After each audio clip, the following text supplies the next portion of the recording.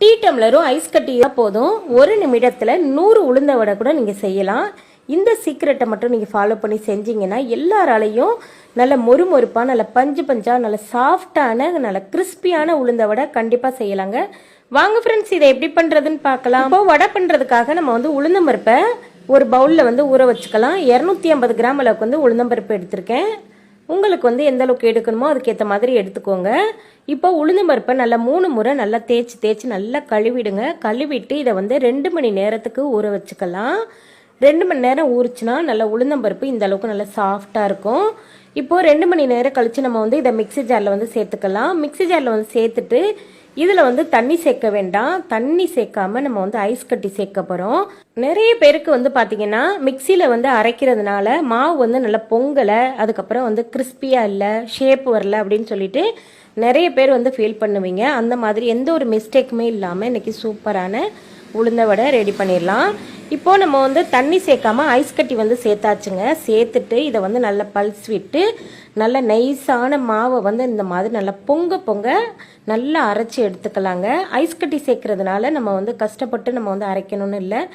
அரைக்கும் போதே நல்லா பொங்கி மாவு பார்த்தீங்கன்னா இந்த மாதிரி பக்குவத்துக்கு வரும். ஒரு தண்ணி விட்டு பார்த்தீங்கன்னா மாவு வந்து இந்த மாதிரி நல்லா மிதக்கணும். உளுந்து மாவு இந்த மாதிரி தண்ணியில் மிதக்கும் போது பார்த்தீங்கன்னா கரெக்டான ஒரு கன்சிஸ்டன்சியில் மாவு நமக்கு நல்லா அரைஞ்சு பக்குவமாக ரெடி ஆயிடுச்சுங்க. இதை வந்து வேற ஒரு பாத்திரத்துக்கு மாற்றிக்கலாங்க. இது போல் நல்ல ஒரு அகலமான பாத்திரத்துக்கு நல்லா மாற்றிட்டு இதில் வந்து மசாலா பொருளெல்லாம் வந்து சேர்த்துக்கலாம். நீங்கள் எப்போவுமே நீங்கள் வந்து உளுந்த வடை செய்கிற மாதிரி தான். 1 டீஸ்பூன் அளவுக்கு வந்து ஜீரகம், அதுக்கப்புறம் பார்த்தீங்கன்னா கொஞ்சமாக வந்து மிளகு சேர்த்துக்கோங்க. அதுக்கப்புறம் காரத்துக்கு ஏற்ற மாதிரி பச்சை மிளகாய், 2 பச்சை மிளகாயை பொடியாக நறுக்கிட்டு சேர்த்துக்கலாம். ஒரே ஒரு வெங்காயத்தை நல்லா பொடிசாக நறுக்கிட்டு சேர்த்துருக்கேன். இது கூடவே மல்லித்தலை, கருவேப்பிலையை நல்லா பொடியாக கட் பண்ணிட்டு சேர்த்துக்கலாம். 1/2 டீஸ்பூன் போல் உப்பு சேர்த்துக்கலாங்க. இது கூடவே 2 டேபிள் ஸ்பூன் அளவுக்கு வந்து அரிசி மாவு சேர்த்துக்கலாம். வடை நல்ல மொறுமொறுப்பாக இருக்கணும்னா கடைசியாக 2 டேபிள் ஸ்பூன் அளவுக்கு வந்து அரிசி மாவு சேர்த்துட்டு இந்த மாதிரி நல்லா பிசைஞ்சு விடுங்க. உளுந்து மாவு பார்த்தீங்கன்னா நல்லா அடிச்சு விட்டு 2 நிமிஷம் போல் இதை இந்த மாதிரி நல்லா பீட் பண்ணி விடுங்க. கையில் வச்சே நல்லா கும்முன்னு அடிச்சு விடுங்க. அப்போ தான் நம்மளுடைய உளுந்த வடை நல்லா பந்தாக இருக்குங்க, நல்லா கிறிஸ்பியாகவும் இருக்கும். கடைசியாக நம்ம வந்து அரிசி மாவு சேர்க்கறதுனால நல்ல மொறுமொறுப்பாகவும் இருக்குங்க. இப்போது நம்மளுடைய உளுந்த மாவு பார்த்திங்கன்னா நல்லா ரெடி ஆகிக்கிட்டு இருக்கு. இந்த உளுந்த வடை செய்கிறதுக்காக நம்ம வந்து நிறைய பேருக்கு பார்த்தீங்கன்னா ஷேப்பே வராதுன்னு சொல்லிட்டு நிறைய பேர் ஃபீல் பண்ணுவீங்க. மிக்சியில் அரைச்ச மாவு கண்டிப்பாக ஷேப்பே வராதுங்க உளுந்த வடை பக்குவத்துக்கு. அதுக்காக நம்ம வந்து சின்னதாக ஒரு டெக்னிக் பண்ணலாம். இந்த மாதிரி எண்ணெய் பாக்கெட் கவரு, இல்லைனா வாழை இலை, இல்லைனா பால் பாக்கெட் கவர், உங்ககிட்ட என்ன இருக்கோ அதை வந்து நீங்கள் யூஸ் பண்ணிக்கலாம். நான் பார்த்தீங்கன்னா எண்ணெய் பாக்கெட் கவரை வந்து இந்த மாதிரி கட் பண்ணிவிட்டு இந்த மாதிரி ஒரு டம்ளரில் வந்து நல்லா சேர்த்துட்டு இதை வந்து நல்லா டைட்டாக ஒரு நூல் வச்சு டைட் பண்ணிடுங்க. இல்லைனா லப்பர் பேண்டு இந்த மாதிரி கூட நீங்கள் வந்து யூஸ் பண்ணிக்கலாம். நல்லா டைட்டாக இருக்கணும். இந்த மாதிரி நல்லா டைட்டாக நீங்கள் வந்து ரெடி பண்ணி எடுத்து வச்சுக்கிட்டு நம்ம கொஞ்சமாக வந்து தண்ணியை தெளித்து விட்ருங்க. எண்ணெய் தடவை வேண்டாம். தண்ணியை தெளித்து விட்டு இந்த மாதிரி அள்ளி இப்படி நடுவில் வந்து லைட்டாக இந்த மாதிரி ஒரு ஹோல் போட்டுக்கோங்க. நம்ம வந்து கையில் அள்ளி நம்ம போட முடியாது. இந்த மாதிரி ஹோல் போட்டுட்டு நல்லா சூடான எண்ணெயில் அப்படியே போட்டுருங்க. அவ்வளோதாங்க, சூப்பரான உளுந்த வடை. நம்ம மிக்சியில் அரைச்ச மாவை கையில் வந்து இந்த மாதிரி பக்குவத்துக்கு தட்டி போடவே முடியாதுங்க. கிரைண்டரில் அரைச்ச மாவை தான் நம்ம வந்து தட்டி போட முடியும்.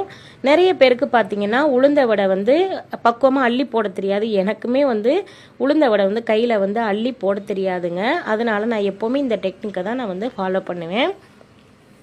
சரி, அதை நம்ம மட்டுமே வச்சுக்கிட்டாக்க எப்படி, மற்றவங்களுக்கும் சொல்லி கொடுப்போன்னு சொல்லிட்டு தான் இந்த வீடியோ வந்து ஷேர் பண்ணியிருக்கேன். கண்டிப்பாக ட்ரை பண்ணி பாருங்கள். நிறைய பேருக்கு உளுந்த வடை ரொம்ப பிடிக்கும். உளுந்த வடையில் நிறைய சத்துக்கள் இருக்குது.